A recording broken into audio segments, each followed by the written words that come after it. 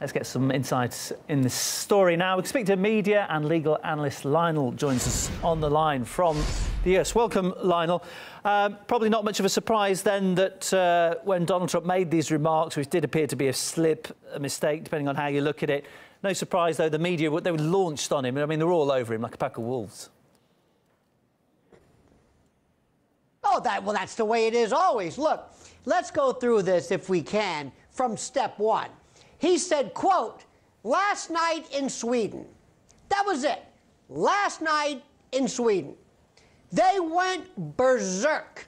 What are you talking about last night in Sweden? What? Was there a terrorist incident? Are you talking about some particular event? What event? What happened last night? What? Okay, fine.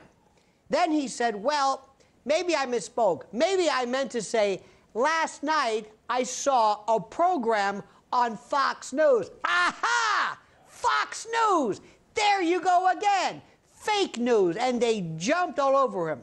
Well, I don't know whether he's Vatic, Pythonic, whether he augured the future, read the entrails of the beast, but lo and behold, what do you know? Right after he says that, there's all kinds of hell breaking out in Sweden. Now, here's the important point. If you're waiting for any of the American mainstream media news sources to go back and apologize, don't hold your breath. You'll asphyxiate before that's over with. Now, you're also asking the question, I hope, has anybody cleared this up in this country? No. Has anybody from the mainstream media who jumped on Donald Trump and screamed and yelled at him for talking about last night in Sweden? No. Well, where's the clarification from the real news to counter the fake news accusation? Nowhere. This is another example of how they jump on him. And it's not even that important a story. I mean, it's an important story, but whether he used last night in Sweden incorrectly or not, it doesn't matter. This is par for the course. This is what we go through every day.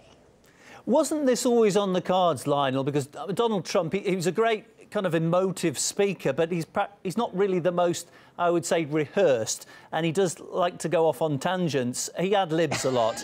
And it wasn't this always on the cards that he was going to say something slightly imprecise and then he was going to be attacked for that. But that's his strength and also his weakness. They make it sound like he's cursing, or he's logolalic, or he has logorrhea, or some kind of a disorder. He doesn't read from a prompter like a lot of other people did. And what he said was, let me repeat, last night in Sweden. That's it. That's what this is about.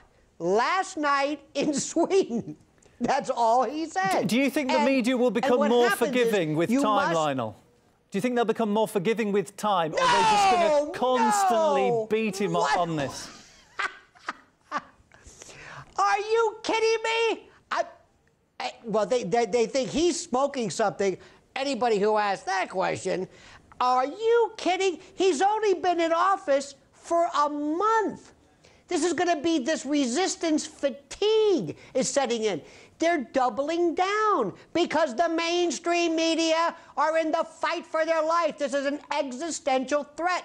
Don't you understand? Not you, of course, my dear friend, but I mean you collectively, the royal you. Don't you understand that we're laughing at the mainstream media?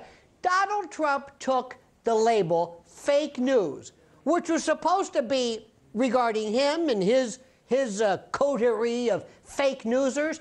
He flipped it around, and now it applies to them. So they're constantly defending themselves, and what they're doing is they're hanging on everything he does. They're not letting up. You have no idea of how every once reputable news source is going after every persnickety, insignificant, de minimis trait about him, his family, his... It's gotten, well, it's hit critical mass. But either Donald Trump can foresee the future, he's a Swami. He can look to the future. Or what he's saying was maybe true. And all you have to do is do a cursory, perfunctory review of the news as to what's going on in Sweden. And in a picosecond, in an eye blink, you will realize, oh my God, what's going on here? Now, but again, do the mainstream media correct themselves? Do they apologize? Do they ever say, sorry, as we say in the streets here, my bad, oops, made a mistake? Never. Never. Lionel, I just want to ask you about the last press conference that I saw of Donald Trump, which, I don't know, maybe this is par for the course, but I doubt it. It was remarkable to see the press seemed to be heckling the president. There seems to be a real lack of respect there. You've said that the press are doubling down. How do you think Donald Trump will respond? Will he double down himself in this fight against the media? Every time this happens, whenever they go after him, you know, there's an old expression, you always know you're over the target because you get flack. So whenever they do this, whenever they attack him and he attacks back, by the way, and I'm not defending, it sounds like I'm defending him. I'm not. Every time I think we can get to the issue of, political issues, we're talking about these tangential issues. But if you leave him alone, if you just talk about policies, he's fine. If you attack him, he's like a pit bull. Look, let me tell you what the American media are. Have you ever had a little cat with a flashlight or something, and you show the flashlight, or a dog with a bone, and you throw it, and the dog runs into the wall, or just chases this over and over, and doesn't realize that you're playing with it because it's a dog? That's the American mainstream media.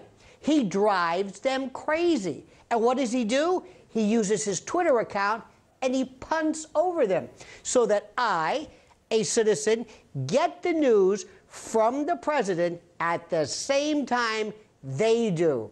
And it's driving them crazy. Not only that, he's opened the press to non-legitimate press sources, non-traditional press sources.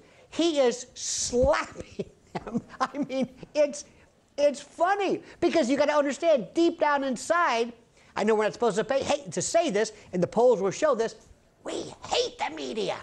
We can't stand them because we've known for the longest time it's so biased. It's almost corrupt.